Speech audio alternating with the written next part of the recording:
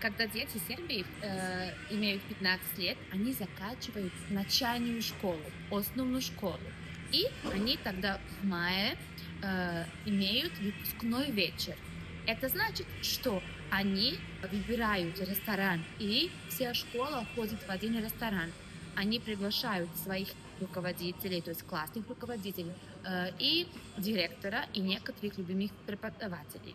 Еще они покупают подарок классному руководителю, и обязательно они даже год заранее покупают одежду, если девочки, заказывают прически, покупают все аксессуары, еще они ходят на макияж, на ногти, естественно, ходят на каблуках, и когда посмотрите их фотографии, вы не можете сказать, сколько им лет. А парни, слава богу, они попроще. Они обычно первый раз одевают рубашку, пиджак, джинсы, какие-то модные кроссовки. Но для них очень важная задача, точнее для мам парней, это выбрать красивый букет для своего сына, чтобы он его подарил своей подруге. И часто мы делаем такие прекрасные букеты с игрушками или с какими-то аксессуарами, чтобы девушке потом осталось что-то на память.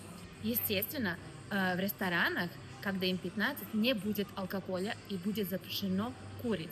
С ними будут только взрослые, преподаватели, охрана, официанты, живая сербская музыка и, конечно, они будут петь, танцевать до утра. А в России, когда заканчиваете основную школу, вы так делаете или нет?